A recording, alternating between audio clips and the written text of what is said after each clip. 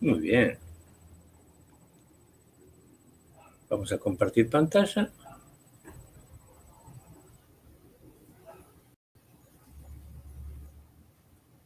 ¿Pueden ver mi pantalla? Sí, sí. Perfecto. Bueno, entonces lo que hoy tenemos que ver es la escuela llamada clásica, que es una denominación que Marx usó por primera vez para referirse a Smith y Ricardo únicamente, para diferenciarlos de lo que hoy se considera el resto de los clásicos y a los que Marx llamaba economistas vulgares, digamos. En el programa de la materia están en el punto 4.5, la escuela clásica.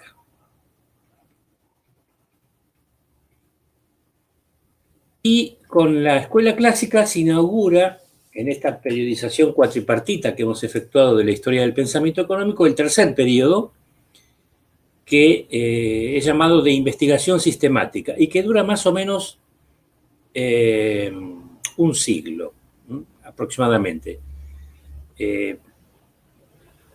Si fechamos su inicio en 1776, con la publicación de la riqueza de las naciones, o en 1758, como prefieren hacer algunos por la publicación de los textos de François Quesnay, y más o menos la finalización del mismo estaría en la década de 1870, en algún momento impreciso de ese momento, cuando aparecen los primeros textos que van a dar origen a la llamada revolución marginalista.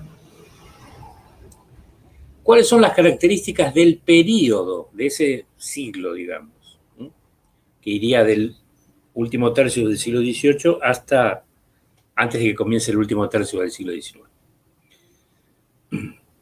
Digamos, básicamente el periodo, lo más interesante del periodo son los autores clásicos, ¿sí? Que ya veremos que hay distintas maneras de definirlos. Como así también un conjunto de reacciones al mismo, reacciones adversas a ciertas y determinadas ideas que los clásicos sustentaban. Ahora, esas reacciones no son uniformes, sino que son de distintos tipos. Según afirma el doctor Fernández López, por primera vez en la historia del pensamiento vemos reunidos el tratamiento teórico-científico de la disciplina junto con la autonomía, que es una herencia del periodo anterior.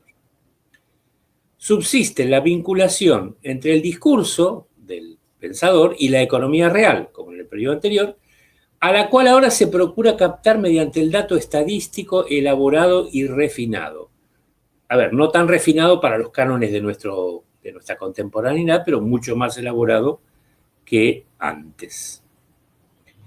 En los escritos de los autores clásicos son discernibles modelos formales, coherentes y razonablemente completos, obviamente no planteados en esos términos por sus autores. Quiero decir, modelos en términos contemporáneos. Sin embargo, ese mundo de los autores clásicos ha sido reconstruido por autorizados investigadores en los términos modernos, como Phillips con la fisiocracia, Samuelson con Smith, Pasinetti y Sraffa con Ricardo, Brody y Morishima con Marx, y Barney y Olivera otra vez con Smith, entre otros investigadores que se han ocupado. Es decir, han traducido a términos de economía moderna, o matemática, o gráfica, lo que los clásicos decían con palabras. Conforme a estos estudios, entonces se han podido reconstruir los modelos económicos implícitos en las obras de Quesnay, Smith, Ricardo y Marx, principalmente. En este periodo, entonces, ya aparecen escuelas, en el sentido moderno del término. Una escuela de pensamiento tiene una ortodoxia, tiene un líder o fundador, tiene discípulos, tiene un conjunto de principios a los cuales hay que adherir para participar de esta escuela, tiene normalmente órganos periodísticos o de prensa, tiene o pretende ganar cátedras en las universidades, etc. Por supuesto, la que funda el periodo, la escuela liberal o clásica, cuyos exponentes son Adam Smith, Ray Ricardo, Thomas Malthus, Jean-Baptiste, James Mill, Jeremy Bentham, Heinrich von Thunen, John Stuart Mill, Frédéric Bastiat, Gaspar de Jovellanos y Joseph Kearns, entre otros. Y hay escuelas antiliberales que constituyen una reacción, fíjense ustedes, muy temprana, ya en el siglo XVIII, contra los principios de la escuela clásica y sobre todo contra su individualismo. En ese sentido tenemos distintos tipos de reacciones. La reacción romántica, que mira al pasado, básicamente Burke, Fichte y Müller. Los nacionalistas y o evolucionistas, como Jones, Sismondi, que es muy importante, y Liszt. Los historicistas, básicamente en Alemania, aunque también los hay en Inglaterra, como Roger, Hildebrand, Knight, etc. Y por supuesto los socialistas, conmovidos por el dolor y los estragos que el maquinismo y la revolución industrial hacen en la naciente clase obrera. Babeuf, Saint-Simon, Fourier, Cabet, Owen, Blanqui, Leroux, Weitlin, Proudhon, Lassalle, Wagner, Marx y Engels. Y también hay un conjunto que no podemos aglutinar en escuela, porque es un conjunto variopinto de autores solitarios, si ustedes quieren, que se consideran precursores del marginalismo. Es decir, escriben en lenguaje marginalista en momentos en que la escuela clásica es hegemónica y por lo tanto son ignorados. Cournot en Francia, Fontunen en Alemania, Dupuit en Francia también, Gossen en Alemania y en Inglaterra Whiteley, Lloyd y Longfield, entre otros autores. Que bueno, después van a ser rescatados básicamente por Stanley Gibbons en 1879 y así se incorporan sus contribuciones a la historia del pensamiento económico. Estos son autores que nosotros no vamos a ver. Muy bien. La economía entonces nació como ciencia en el periodo clásico, según un acuerdo prácticamente universal, pero sobre lo que no hay acuerdo es cuándo comienza el periodo clásico y cuándo termina. Aquí tenemos una caricatura de la revista Fortune que identifica a estos autores como clásicos. Ahí lo amplié. Smith, Ricardo, Malthus, John Stuart Mill y Marx. Marx sería el último clásico en esta interpretación. Y donde cada uno de ellos tiene en sus manos el libro que lo hizo más famoso.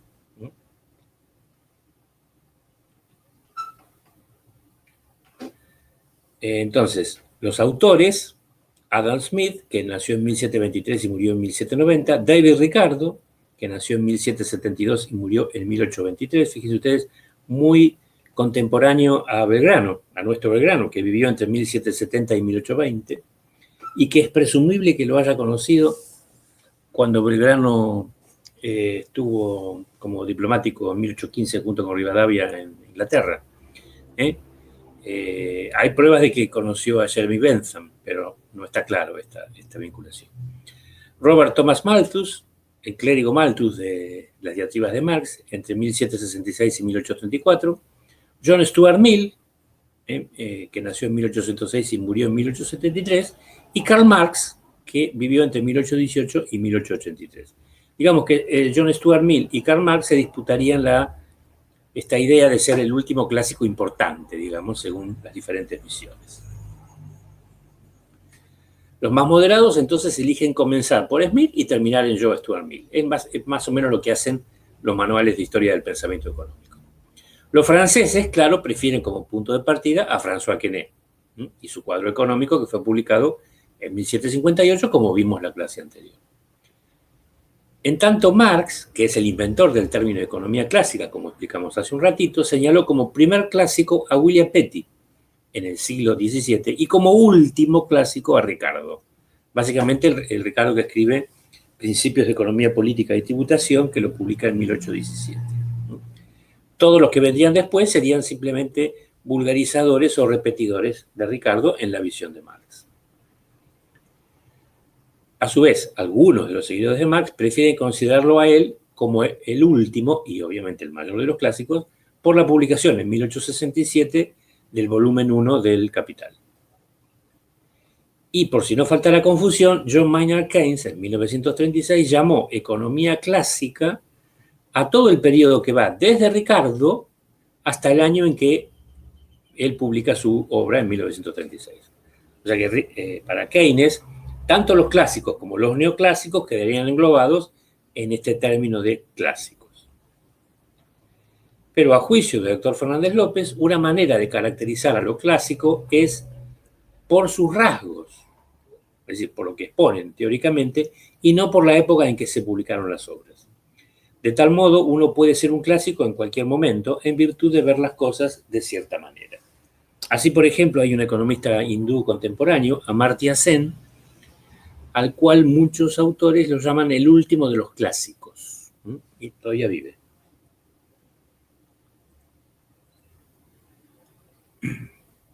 La pregunta más general, ¿el pensamiento clásico es una teoría o es un modelo?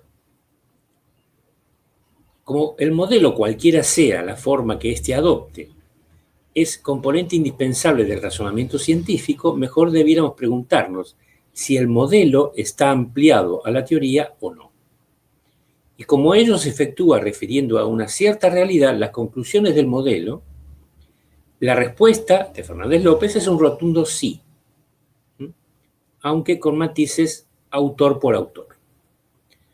Así como se ha escrito que en David Hume, un filósofo escocés, maestro y amigo de Smith, las referencias a casos históricos son más frecuentes que en Smith, también se afirmó que Ricardo desarrolló una economía abstracta o deductiva, lo cual tiene su parte de razón, como veremos seguidamente.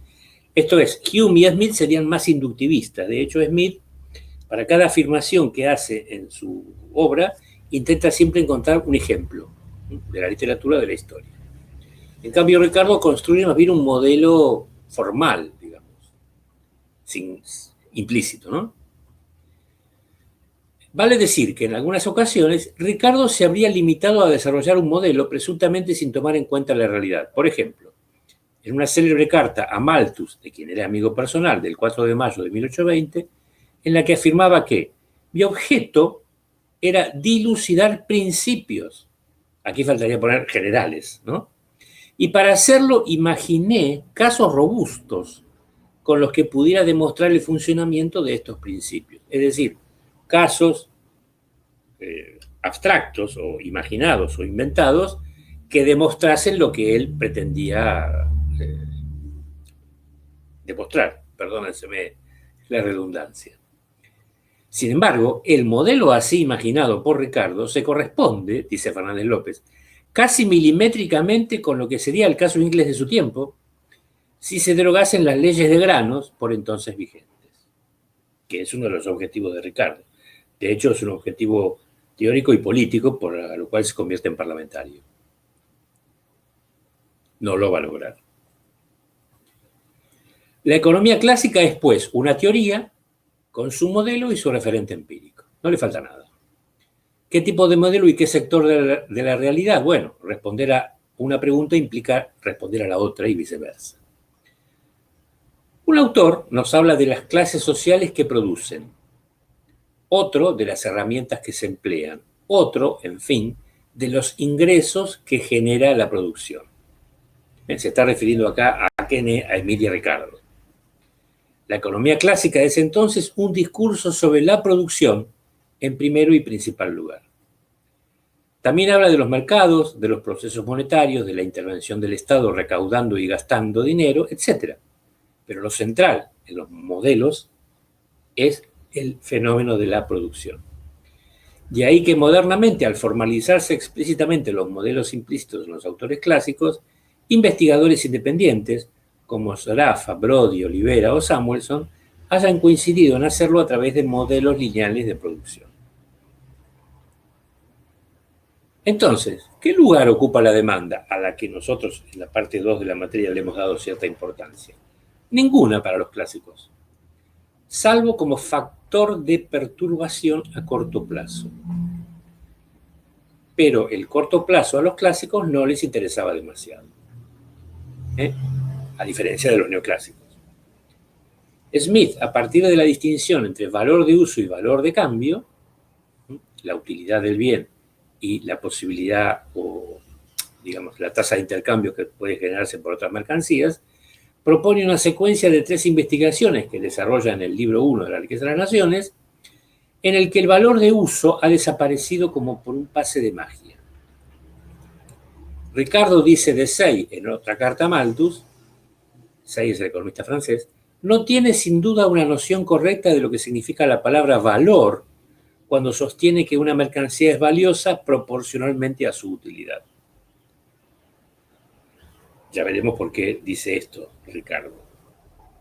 Y Marx excluye expresamente el estudio del valor de uso de la esfera del, no, digamos, términos mucho más drásticos que Ricardo, lo excluye de la esfera de la economía. ¿Por qué? Porque no constituye relación social alguna, sino simplemente una relación entre un individuo y un objeto. Pero, dice Fernández López, excluir la utilidad y la demanda del discurso clásico no puede basarse meramente en un capricho de los autores o en una suerte de conspiración de silencio.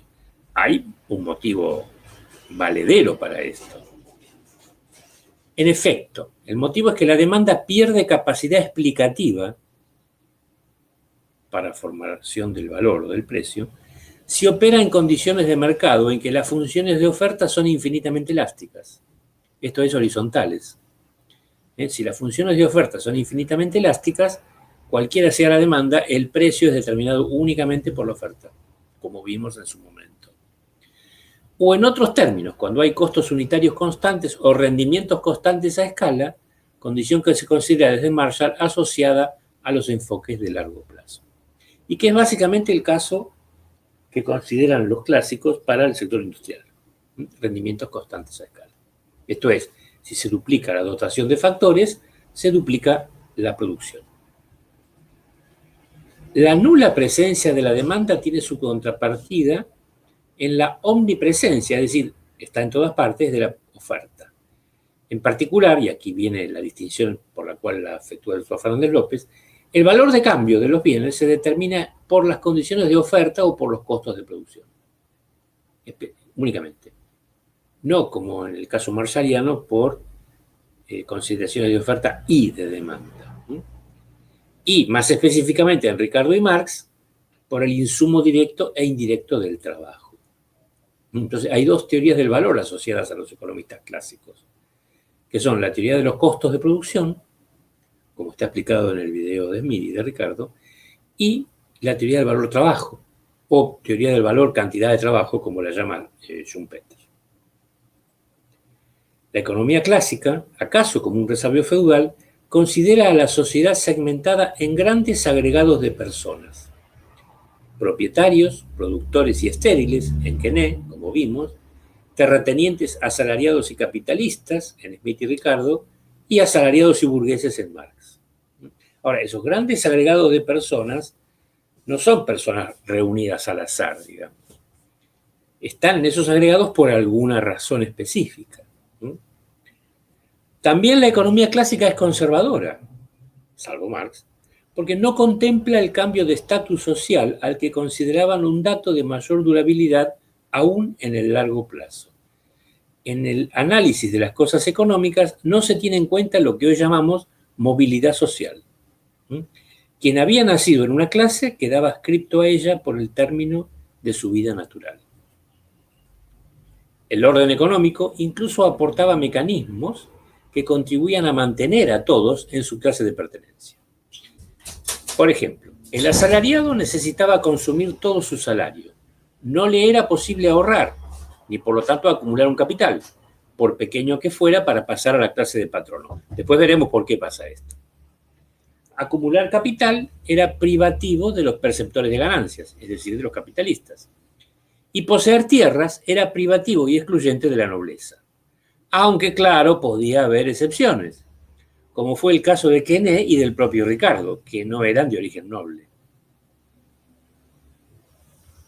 Hemos hablado del largo plazo. ¿Qué es el largo plazo? Bueno, es una expresión convencional que designa distintas duraciones de tiempo según el problema que se analice. Es decir, no podemos decir el largo plazo es más de tantos años. No.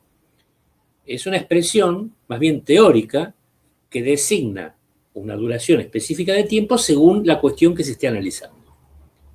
Por ejemplo, si se trata de ver la respuesta de la oferta de trabajo a una mejora del salario corriente, El plazo es de 11 años, lapso que transcurre entre el nacimiento y la aparición de un niño en el mercado laboral. Estamos pensando en el mercado laboral de la primera mitad del siglo XIX entre los miembros de la clase trabajadora. Si se trata de ver la respuesta de la oferta, el largo plazo es el tiempo necesario para ajustar el capital fijo de una unidad de producción. Recordarán que en la clase pasada clasificamos los elementos del capital para fisiócratas, para clásicos y para Marx. Y uno de los elementos del capital en Smith era el capital fijo. Bueno, esto dependerá del tipo de unidad productiva. Si se trata de medir el precio natural de un bien, debe conocerse toda la serie anterior de precios de mercado. Esta es una distinción de Smith que Ricardo toma. El precio de mercado es el precio de corto plazo que se considera a la manera marshalliana determinado por la oferta y la demanda. Pero el precio natural es el precio de largo plazo, que depende exclusivamente de los costos de producción. Entonces, la idea básica de Smith es que el precio de mercado oscila permanentemente en torno al precio natural. De hecho, la expresión que usa Smith es gravita. El precio de mercado gravita en torno al precio natural. Eso es una expresión newtoniana. Smith era newtoniano, digamos. De hecho, fue dirigente de una sociedad newtoniana en Escocia. Y escribió una interesante introducción a la astronomía, que ha sido traducida al español.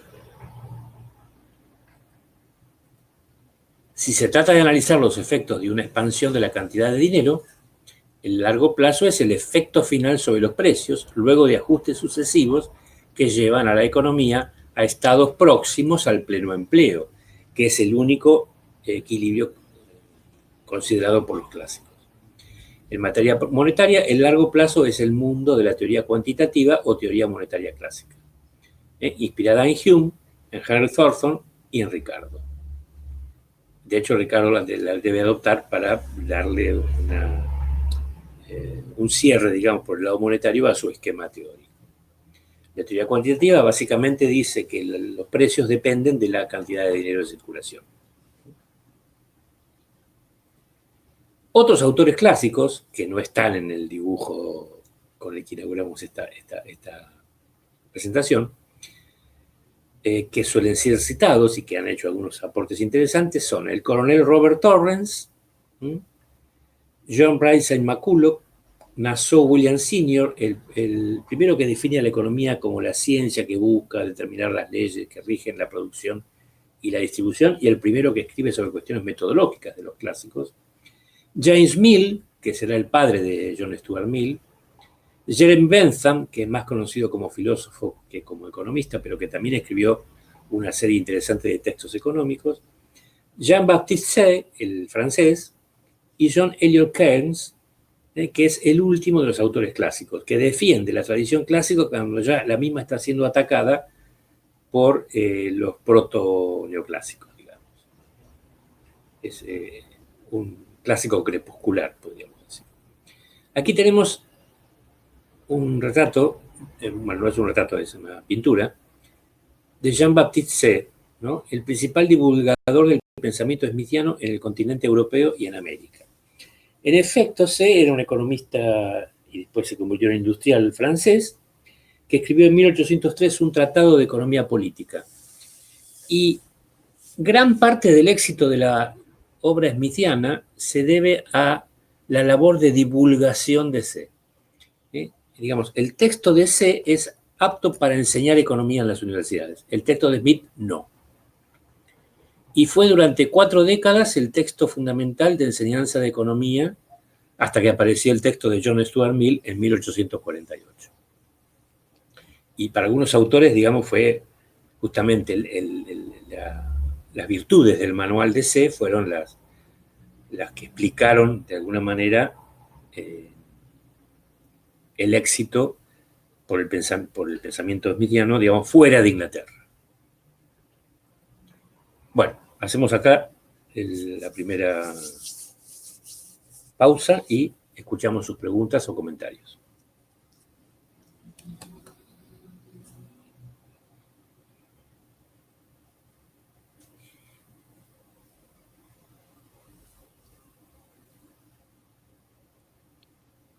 Yo, profe, una pregunta. Sí, señor. Sí, sobre la periodización. Yo tomé la de, usted dijo creo que cuatro, ¿no? Sí, señor. Tipo de... yo tomé la de Smith, o sea, de 1776 hasta la muerte de Marx, me parece la más conveniente. No sé si hay una que es correcta o bueno, uno puede tomar No, no, la que no. más O le sea, parece. no son. Si usted puede fundamentarla, no hay problema, digamos. Lo que pasa es que la periodización no se basa en la vida de los autores, sino más bien en la obra, ¿sí? Y Claro. en la naturaleza de las innovaciones que van generando a lo largo del tiempo. Entonces, la primera etapa se va básicamente porque la economía era un discurso que estaba subordinado a otros discursos. El segundo etapa, el periodo de estudios autónomo, es porque la economía se libera de esa tutela, digamos, de la Tal cual. religión, de la moral, del derecho, etc. El tercer periodo de investigación sistemática, no solo, digamos, la disciplina sigue siendo autónoma, sino que pasa de ser una disciplina o un saber común, pasa a ser una ciencia. ¿Sí? Y la cuarta etapa de perfeccionamiento analítico se basa justamente en la introducción de elementos de formalización, la matemática, el cálculo infinitesimal, la gráfica, etcétera, que antes no estaban presentes, salvo excepciones. Sí, esa es la periodización que nosotros tomamos, digamos, como valedera, pero no, digamos, no es una verdad revelada. ¿Sí? Otros autores toman otras, digamos. Claro, no, está bien. Bueno, gracias. Por favor.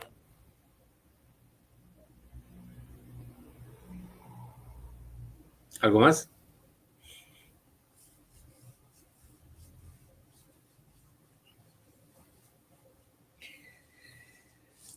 Bueno, si yo preguntara así en general entre un grupo de personas ilustradas qué pueden decir o a qué vinculan el pensamiento clásico, y seguramente me dirían Estado gendarme, laissez-faire, mano invisible, porque digamos, son cosas que se suelen asociar, digamos. ¿Eh? Eh, o bueno, apertura económica también. División Internacional del Trabajo, por ejemplo. Son elementos que están asociados al pensamiento clásico. Sin embargo, hay que matizar un poco esa cuestión. Y por eso este apartado, el 3.2, se llama Algunos problemas de interpretación, obviamente de interpretación del pensamiento clásico. Durante muchos años, los historiadores y teóricos políticos de los siglos XIX y XX consideraron a los economistas clásicos como los apologistas del sistema en desarrollo del capitalismo industrial. Obviamente, digamos, la aparición y el éxito, ¿no?, del pensamiento clásico es coetáneo a la primera revolución industrial que comienza en Inglaterra, prácticamente en el momento en que Smith está publicando su libro, 1776. Entonces, apologistas del sistema en desarrollo del capitalismo industrial y del extenso pauperismo y grandes beneficios que el capitalismo llevaba consigo. Algunos comentaristas llegaron más lejos y los calificaron como instrumentos de los industriales y oponentes a la reforma social, y sostuvieron que habían predicado el sistema del laissez-faire, donde el Estado se mantenía al margen y permitía la dominación de los débiles por los poderosos. Aquí están confundiendo, digamos, estos críticos, esto es una opinión que agrego yo, a la escuela clásica con el liberalismo manchesteriano, con la escuela de Manchester. De que la expresión escuela de Manchester es de un político británico, no me acuerdo si era Gladstone o uno de ellos, y no definía a teóricos, definía la actitud de los industriales de Manchester, que era la capital industrial de Inglaterra, donde vivió muchos años Engels, administrando los negocios del padre. Obviamente que la escuela de Manchester toma de los clásicos aquello que le conviene y omite lo que no les conviene.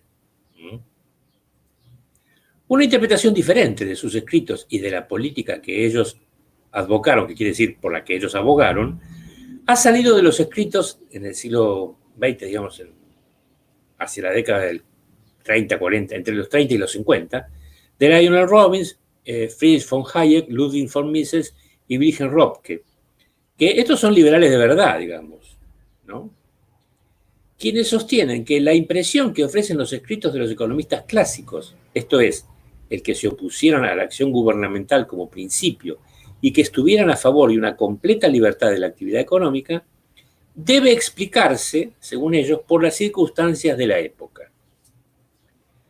Según esta última interpretación de estas personas, los clásicos fueron esencialmente unos reformadores que escribieron para exponer los defectos de las instituciones mercantilistas restrictivas y los hábitos de pensamiento que se arrastraban desde los siglos XVII y XVIII.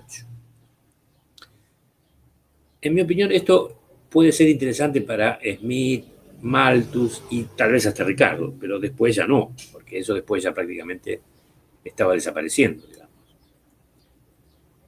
Los clásicos se interesaron por controversias políticas de su tiempo y se dirigían a sus contemporáneos, no a la posteridad, según afirman estos autores. Era natural, por tanto, que subrayaran el aspecto liberador de sus teorías, pero sus escritos muestran que consideraban el laissez-faire, esto es, el dejar hacer, no en el sentido de la no intervención gubernamental en la actividad económica, sino como un estado activo en que las leyes y las distribuciones hechas por el hombre capacitaban a la economía de mercado para funcionar en pro del mejoramiento social. Así, por ejemplo, Adam Smith habló del deber de crear y mantener ciertas obras públicas y ciertas instituciones públicas. Obviamente, si son públicas, esto está a cargo del gobierno. Que no sean jamás para el interés de un individuo o unos cuantos individuos, porque el beneficio no podrá nunca recompensar el gasto a un individuo o a unos cuantos individuos, aunque frecuentemente hará mucho más en recompensarlo en una gran sociedad. Esto tiene que ver con la idea de Smith cuando le asigna las tareas al gobierno de ocuparse de hacer cierto tipo de obras públicas allí donde la mano invisible del mercado no llega. Esto es, allí donde, no sé, construir un puente o un camino, por ejemplo, no le reportaría ningún beneficio a un individuo o a un grupo de individuos. Entonces, ahí tiene que hacerlo el Estado. Por su parte, el filósofo Jeremy Bentham, el fundador del utilitarismo, formuló una complicada estructura de instituciones coordinadoras de la acción, de forma que darían lugar a lo que él creyó era la buena sociedad en su código constitucional. La cuestión es que para los utilitaristas no existía la armonía natural de intereses, como para Smith. Eso era un delirio, digamos.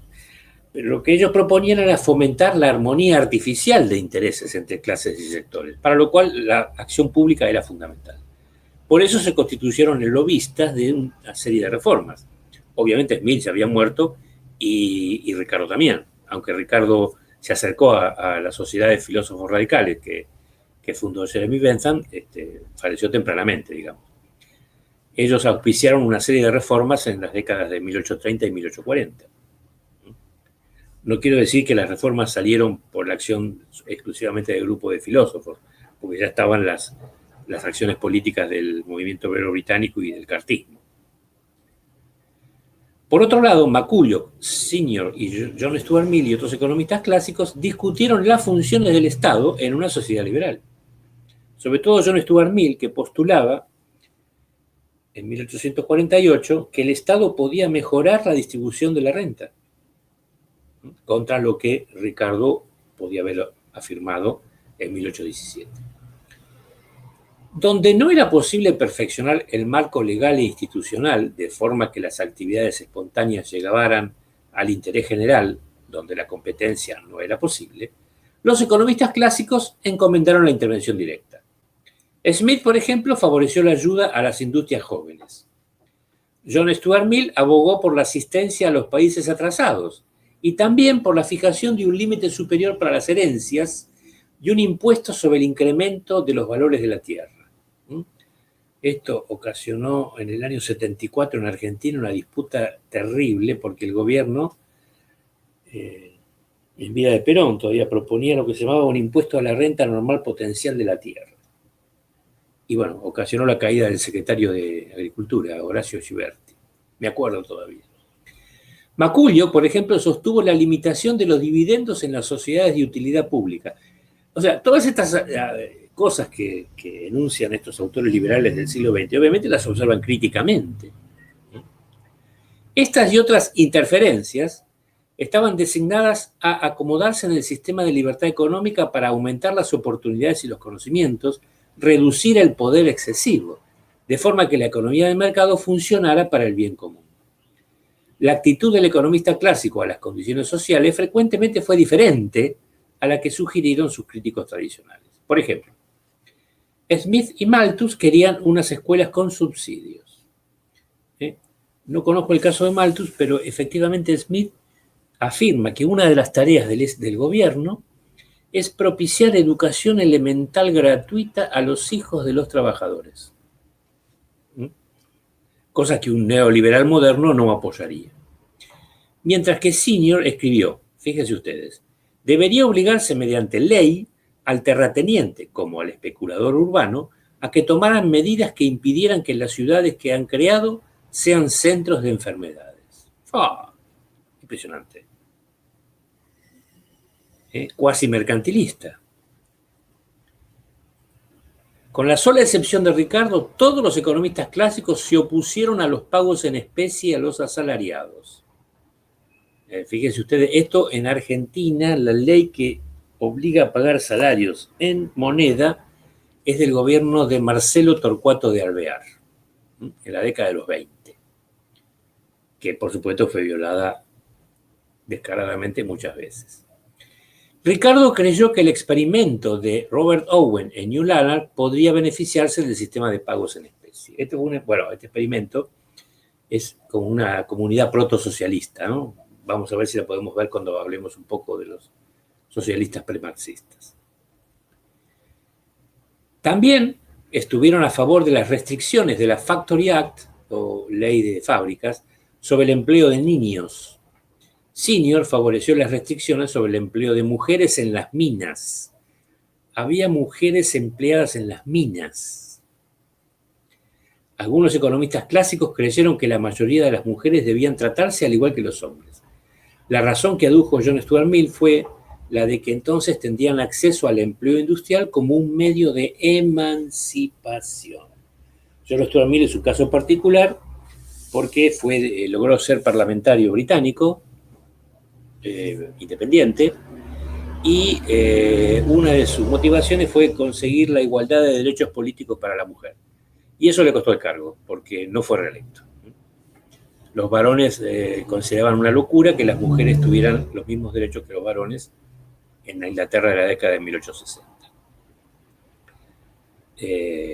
Una vez me peleé muy feo con una amiga porque ella sostenía que John Stuart Mill era del grupo de los malos, y yo digo, no, para la época era del grupo de los buenos. Por ejemplo, estuvo a favor del norte cuando en Inglaterra la opinión mayoritaria era a favor del sur, por la guerra civil norteamericana. No lo podía concebir John Stuart Mill. Por eso rompió relaciones con el historiador Carlyle, que estuvo a favor del sur, por ejemplo. El coronel Robert Torrens, por su parte, deseaba una compensación para los tejedores manuales que la maquinaria había dejado sin empleo. Fíjense ustedes, una especie de subsidio al desempleo. Sin embargo, los economistas clásicos eran opuestos en general a la fijación de un salario mínimo, porque consideraban que reduciría la demanda de trabajo. Recuerden que en el mercado de trabajo la oferta son los trabajadores, la demanda son los empresarios. La mayoría de ellos estuvieron a favor del sindicalismo, aunque con recelos acerca de los efectos que tendría sobre los obreros. Por ejemplo, fíjense John Stuart Mill los prejuicios de clase que tenía. Debe existir un mejor modo de compartir los frutos del poder productivo humano que el de reducir su cantidad. Pero no es tan solo el efecto, sino también muchas de las condiciones impuestas por algunos sindicatos a obreros y empresarios. Todas las restricciones sobre el empleo de maquinaria o los arreglos para economizar trabajo merecen esta censura. Algunas de las regulaciones sindicales llegan todavía más lejos que el prohibir las mejoras. Están pensadas con el propósito expreso de hacer el trabajo ineficiente. Impiden de una forma positiva que los obreros trabajen duro y bien. Esto parecen las quejas de los industriales en el Congreso de la Productividad en Argentina en 1954. Ni que hubieran leído a John Stuart Mill, supongo que no lo habían hecho, pero más o menos decían lo mismo. Los economistas clásicos previeron el desarrollo de los servicios sociales. Los consideraban como una mano amiga que enseñaría a las personas a ayudarse a sí mismas. Así escribió otra vez John Stuart Mill. La ayuda gubernamental debería darse de tal forma que fuera hasta el máximo posible una forma de educar a las personas en el arte de lograr grandes fines mediante la energía individual y la cooperación voluntaria. Fíjense que introduce la cooperación. Esto ya, digamos, en la década de 1840, ¿no? Cuando ya había nacido el cooperativismo o estaba naciendo el cooperativismo tanto en Inglaterra como en Francia. Ahora, esto es fantástico. Nassau Senior, que fue el inspirador de la enmienda de las leyes de pobres del año 1834, dijo en un memorándum sobre educación popular presentado en 1861, 3 años antes de su muerte, a la Real Comisión sobre Educación. Fíjense ustedes, vean los prejuicios de clase cómo operaban y probablemente cómo siguen operando en la actualidad. Podemos considerar la época en que podrá entregarse confiadamente a la población trabajadora la educación de sus hijos.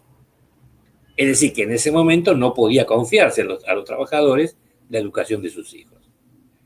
La asistencia y superintendencia del gobierno a este propósito es tan solo un medio de preparar a la clase trabajadora para una mejor, aunque remota situación. ¿Cuán remota? Bueno, a fines del siglo XX, decía en 1861 Senior, cuando la asistencia y superintendencia habrá dejado de ser necesaria. ¡Wow! Este señor Senior no era un 4 de copas. Él sustituye a Malthus cuando Malthus fallece en la cátedra de Economía Política en Oxford. Los economistas clásicos hicieron suposiciones sobre el hombre y su medio ambiente. En primer lugar, el hombre busca su propio interés, que no significa egoísmo, sino interés en cualquier cosa elegida que beneficiaría sus esfuerzos. En segundo lugar, aunque el mundo fuera cada vez más rico, era todavía pobre, y por lo tanto debían darse oportunidades a todos para que contribuyeran al bien común. De aquí la necesidad de la maquinaria que fomentara el propio interés para el provecho social. Los economistas clásicos creyeron que tan solo una economía de mercado podría reconciliar estos objetivos con la libertad personal. Liberales al fin.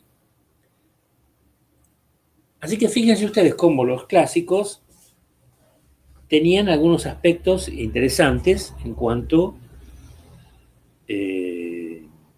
a las regulaciones. Hay una cosa que pocos manuales de historia del pensamiento económico reflejan. Por ejemplo, entre las tareas que Smith le da al gobierno está la de regular las tasas de interés. O sea, Smith estaba en contra de altas tasas de interés.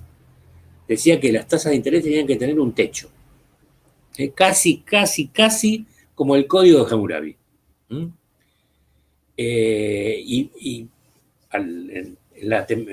la primera mitad de la década de 1780, un joven, Jeremy Bentham, saca un folleto contra esa posición de Smith que tiene este título, En defensa de la usura, donde aboga por la libertad para la fijación de tasas de interés por el mercado, digamos, que va a ser la posición que después van a tomar el grueso de los economistas clásicos. Bueno, parece pertinente entonces hacer aquí una segunda interrupción. Los escucho. Interesante ese comentario, Marcelo, sobre el tema de las mujeres trabajando no solamente en el hogar, sino también haciendo actividad en las minas, que también era acompañada por niños, ¿no? Por menores de edad. Yo no sé a partir de qué edad se permitía que los niños fueran a trabajar, seguramente con los padres o con algún familiar, a las minas de carbón de Inglaterra, ¿no? Era muy común para la época.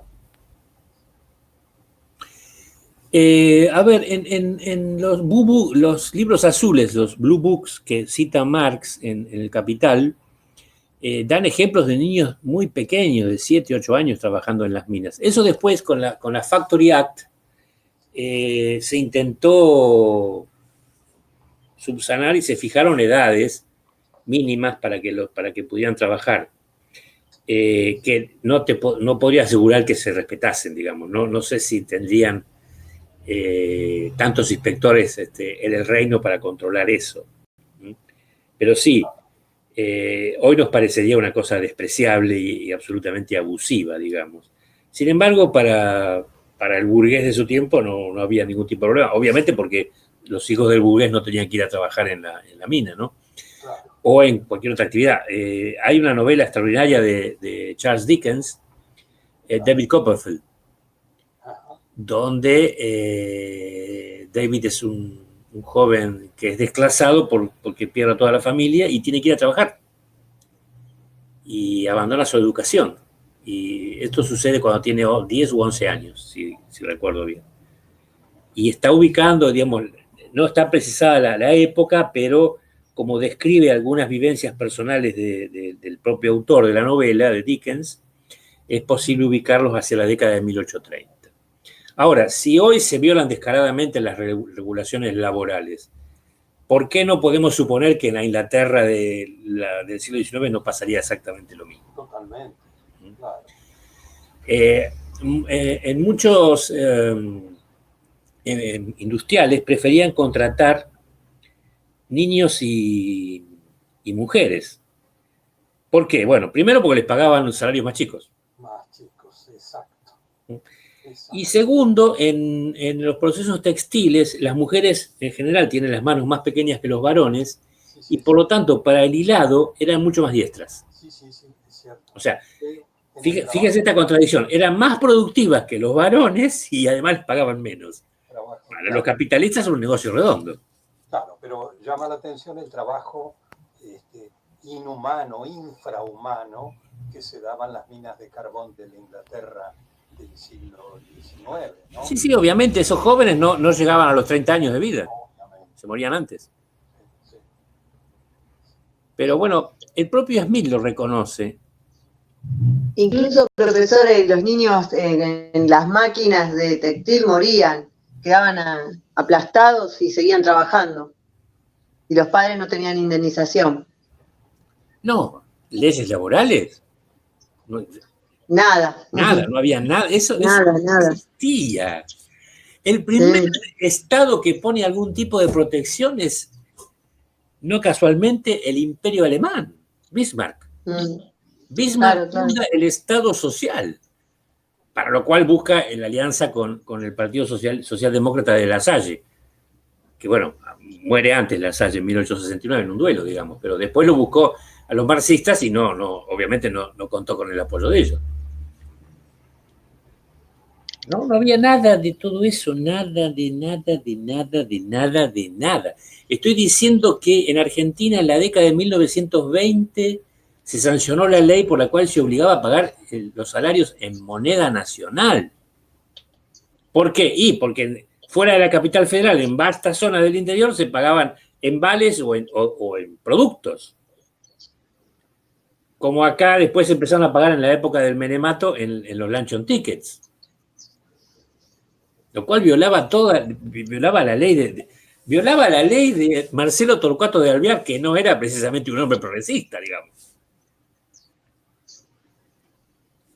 Smith dice en La riqueza de las naciones: no es raro frecuentar las tierras altas escocesas, dice las Highlands, y encontrar familias que han tenido 20 o 22 hijos, de los cuales solamente 2 o 3 han llegado a la etapa adulta. Fin. Fin de la cita, digamos. Y esto no le suscitaba ningún problema moral a Smith. No es raro, dice. Pasa. Es un hecho de la naturaleza. ¿Me explico? Entonces, ¿por qué al burgués, al interlocutor de Engels, cuando que él describe en la situación de la clase obrera en Inglaterra, cuando Engels le intenta explicar la miseria del trabajo en Manchester, el burgués mira su reloj y dice, sí, dice, pero acá se hacen grandes fortunas. Dice, buenas tardes. Y se va al diablo. ¿Por qué debería interesarle? Digamos. Explíquenmelo ustedes.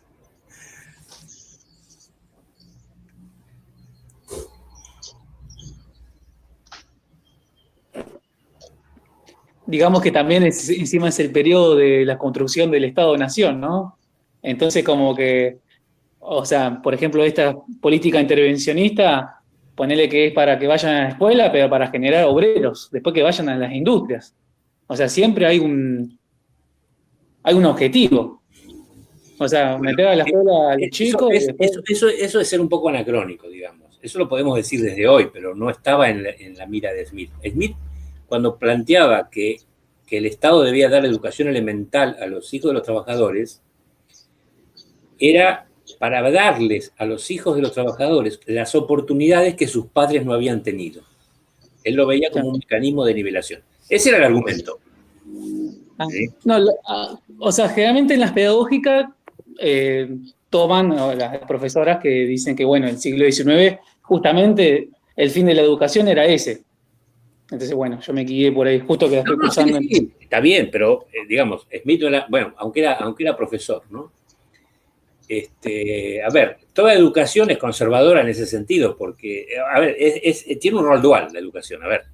Es liberadora en ciertos aspectos y impone una ideología, que es la ideología del Estado-Nación.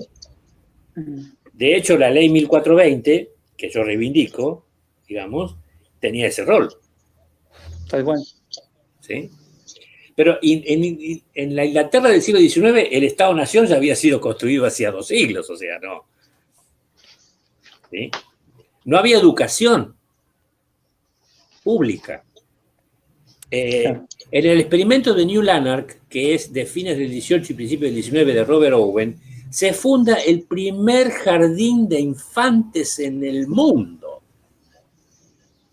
¿Me escucha lo que digo? Sí, sí. O sea, los jardines de niños, los parvularios, son una creación socialista, cuando ni siquiera existía la palabra socialista, porque esa palabra fue acuñada en la década de 1830.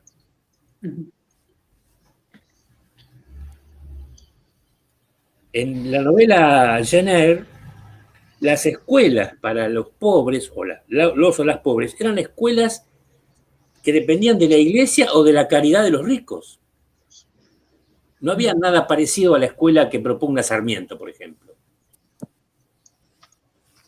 en la ley 1420. A ver, la sanción de la ley 1420 le cuesta a Roca, al general Roca, tiene que expulsar al nuncio papal. Claro. Y va a ser el propio Roca, bueno, después ya reconciliado con la iglesia a fines del siglo, que después lo vuelve a establecer relaciones con el papado, ¿no? Pero lo tiene que echar, porque el tipo descaradamente quiere intervenir en los asuntos internos de la Argentina, apoyando a los sectores católicos que estaban en contra de esa ley, que convirtió a Argentina en un lugar destacado en el contexto americano. Nos guste o no nos guste. Sí, siempre. También hay, como te digo una cosa, te digo la otra, digamos. La idea de que todos los niños tuvieran este tipo de educación recién pudo concretarse en la década de 1960. Pese a que la ley era de 1880 y algo. O sea, se tomaron su tiempo. Esa es la educación que yo tuve. Todas en escuelas públicas. Primaria, secundaria y universidad. Creo que soy la última generación que tuvo ese periodo de esplendor, digamos. de todo el tramo, ¿no? Porque hoy, bueno, hay muy buenas universidades, pero el tramo primario y secundario público es, lamentablemente, muy malo. Bueno, no sé si acá hay algunos que dan clases en la escuela secundaria. Sí, en privado. Sí, no, lo público y lo privado es muy diferente.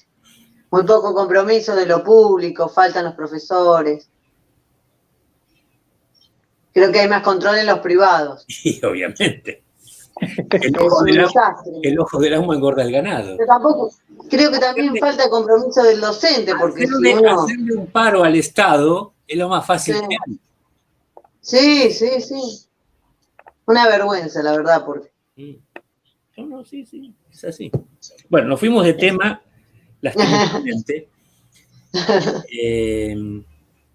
Pero sí, el caballero que opinó, digamos, el caballero preponderante que habló de la cuestión esta del rol de la educación, sí, desde el punto de vista pedagógico y desde el punto de vista sociológico es absolutamente así, pero hay que verlo también en el contexto de la época, digamos, ¿no? Aprender a leer, escribir y contar era un hándicap, digamos, para los hijos de la clase trabajadora. Stuart Mill también habló sobre el sufragio, ¿no? Creo que lo habíamos leído en Contemporáneo, ahora no me acuerdo. Stuart Mill, digamos, apoya por un lado la reforma electoral, que se va a aprobar, no va a ser tan amplia como la que Stuart Mill proponía, y apoya el sufragio de las mujeres, que eso, como dije, lo que le cuesta el cargo. Y escribió un libro sobre la sujeción de la mujer. Está traducido al español. Obviamente, hoy lo veríamos, las feministas lo detestarían, digamos, pero hay que ubicarse en 1867, cuando el texto fue escrito, cuando ni siquiera existía el feminismo. Sí, profe Melón, de Contemporánea, decía que, o sea, lo que lo criticaban, argumentaban de que la mujer siempre, su voto va a estar siempre sometido al voto de un hombre. ¿Por qué? Porque esa mujer solamente o se maneja en la casa o va a la iglesia. Entonces era, o sea, si Stuart Mill se puede considerar un conservador, imagínate el anterior. Bueno, esos argumentos eran los que esgrimían los del Partido Demócrata Nacional acá en Argentina cuando se debatió el sufragio femenino en la década infame. Exactamente esos argumentos. Exactamente los mismos. Y no creo que hubieran leído a John Stuart Mill, digamos. Claro, si algo caracteriza a nuestra clase política es su incultura, digamos. Bueno, está por terminar la grabación, así empezamos con este punto en la siguiente parte.